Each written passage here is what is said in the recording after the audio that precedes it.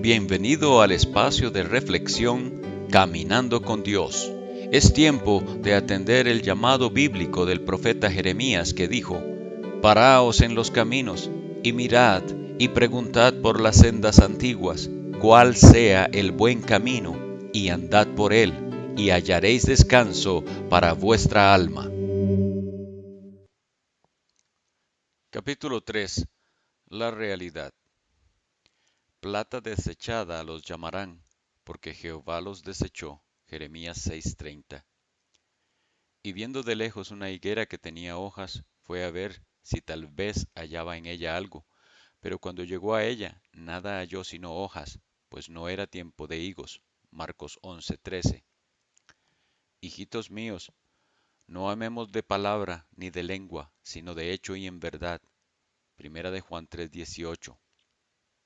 Y escribe al ángel de la iglesia en Sardis: el que tiene los 7 espíritus de Dios y las 7 estrellas, dice esto: yo conozco tus obras, que tienes nombre de que vives, pero estás muerto. Apocalipsis 3:1. Si decimos que somos cristianos, debemos asegurarnos de que nuestro cristianismo sea real. El principal bien del cristianismo no es algo exterior o temporal, sino es algo interno, sólido, vivo y duradero. Debemos saber la diferencia entre el oro sólido y el oropel barato, ¿no es así? Entre lo real y lo que es una imitación. Pensemos en esto como pensamos acerca de nuestro cristianismo. Si usted quiere que su cristianismo sirva para darle consuelo en esta vida y esperanza en la muerte, y para resistir la prueba del juicio de Dios, entonces le pido que considere si su cristianismo es como el oro sólido o como el oropel barato. Primero, su cristianismo debe ser real. Quiero comenzar por mostrar lo importante de que su cristianismo sea real. Tal vez usted piensa que hay poco peligro de que no sea real, pero si es así, usted está equivocado, porque la Biblia frecuentemente nos recuerda que hay un gran peligro. Al observar las parábolas de nuestro Señor Jesucristo, mire cuántas de ellas apuntan al contraste entre el verdadero cristiano y el ejemplo del que está engañado.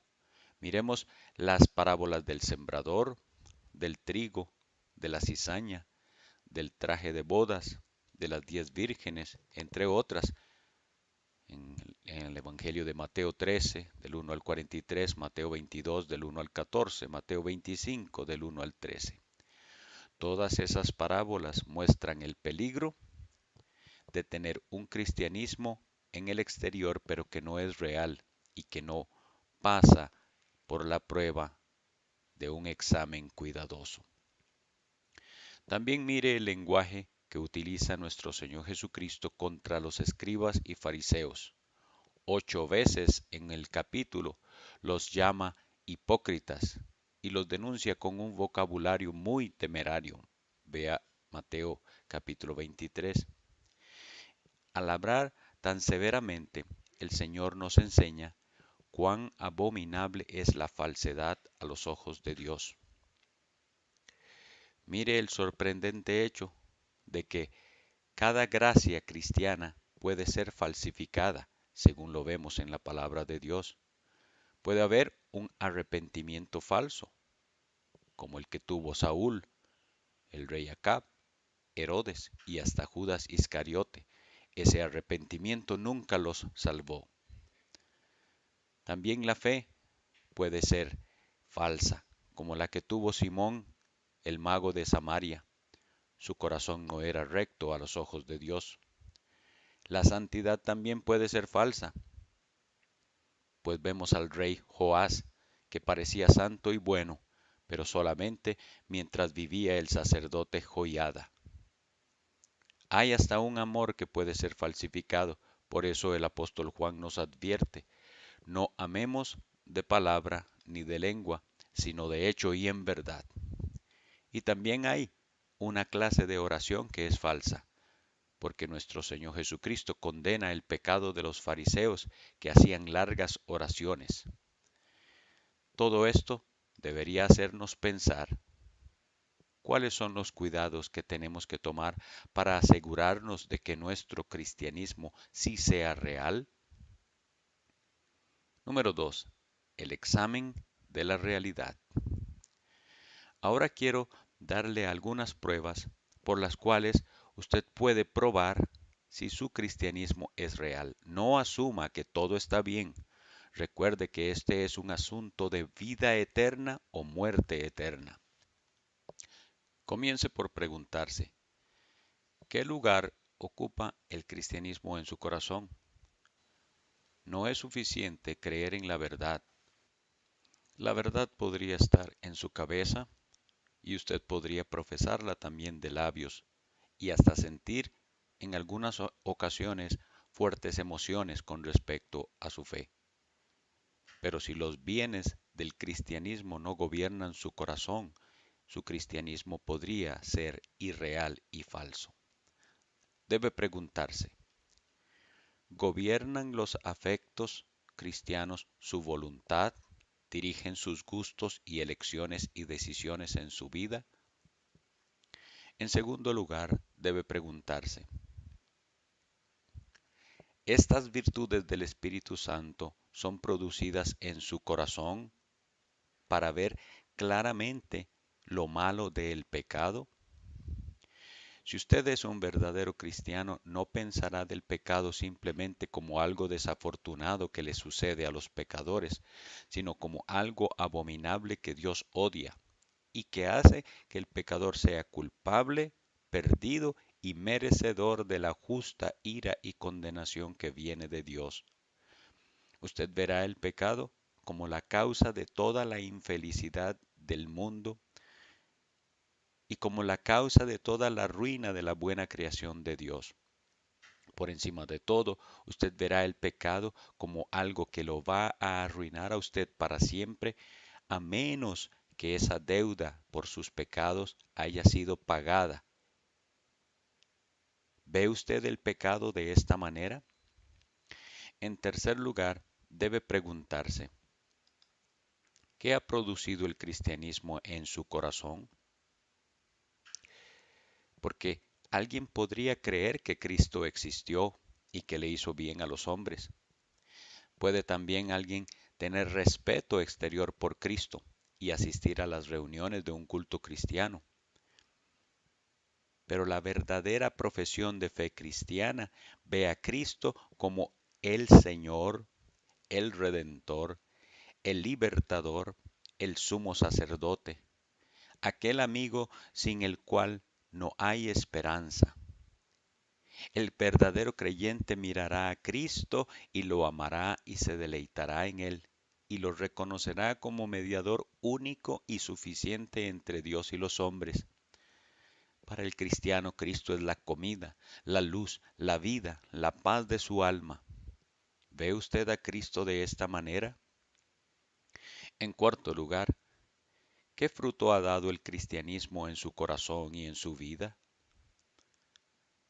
¿Ha dado frutos de arrepentimiento, de fe, de esperanza, de amor, de humildad? ¿Hay bondad, abnegación, perdón hacia las demás personas? ¿Hay dominio propio, fidelidad y paciencia? Es claro que el grado en que estas virtudes se dan de un creyente a otro puede variar, pero debe estar ahí la raíz de cada una de estas virtudes si es un hijo de Dios. ¿Ve usted estos frutos en su propia vida? Por último, ¿cómo se siente usted con respecto a los medios de gracia y qué hace con ellos? Por los medios de gracia me refiero a estas cosas que Dios ha designado para nuestro bien y crecimiento espiritual.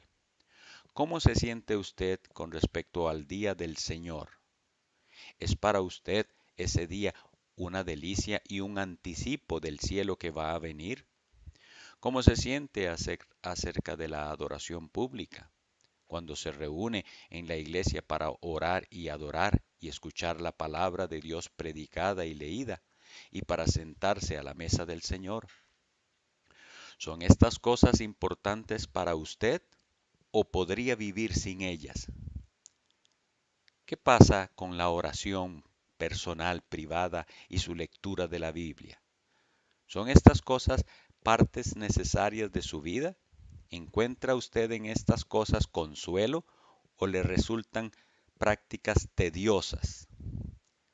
¿Las descuida usted por completo?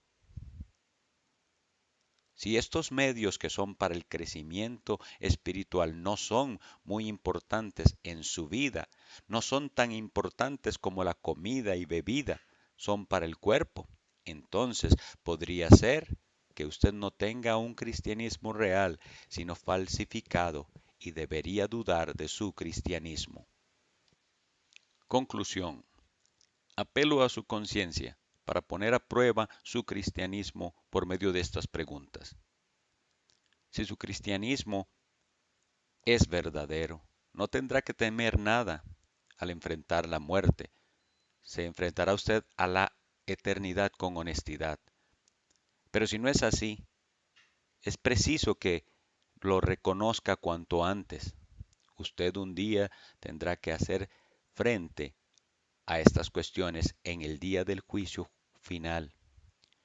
Pero si se enfrenta a esta verdad hoy, todavía hay tiempo para el arrepentimiento. Todavía no es demasiado tarde. Decídase a enfrentar estas cosas hoy mismo. Permítame concluir con una aplicación directa para cada tipo de persona. Número 1. Debo hablar una palabra de advertencia seria para aquellos que saben en su corazón que su cristianismo no es real. Recuerde, por favor, este peligro. Recuerde que su culpa es grande delante de Dios. Dios es el Dios de la verdad y odia todo lo que no es verdad y por lo tanto odia su cristianismo si su cristianismo no es verdadero. Si su cristianismo es falso, le fallará al final. No le dará ningún consuelo en los tiempos que lo necesite, en las aflicciones, ni tampoco en el lecho de la muerte. Por encima de todo, en aquel día del juicio no le servirá de nada. Segundo, debo hablar una palabra de consejo para aquellos que están preocupados en su conciencia por las cosas que he dicho. Deje, por favor, de jugar a ser cristiano. Deje de tratar el cristianismo como si esto fuera un juego y conviértase en un verdadero seguidor de Cristo, honestamente. Debe ir hoy a Él y pedirle que lo salve. No deje que su pecaminosidad lo detenga, porque Cristo es capaz de limpiar de pecado al más inicuo de los pecadores. Pero Él le pide que sea sincero y que reconozca su realidad. Deje toda pretensión, vaya a Él con todo su corazón y con toda su alma. Tercero, debo decir una palabra de aliento a todos los que verdaderamente han tomado la cruz y son seguidores fieles de Cristo. Les animo a seguir adelante.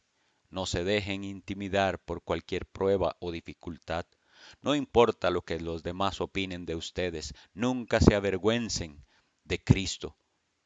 De hecho, el que se avergüenza de Cristo no es digno de Él. De lo que tenemos que avergonzarnos es del pecado y de la vida mundana. Cuarto, por último, recuerde que para todos el último día solo valdrá una verdadera vida cristiana. Recuerde las palabras del Señor Jesús. Muchos me dirán en aquel día, Señor, Señor, ¿no profetizamos en tu nombre y echamos fuera demonios en tu nombre e hicimos muchos milagros en tu nombre? Y entonces les declararé, apartaos de mí, hacedores de maldad, nunca os conocí. Mateo 7, 22, 23.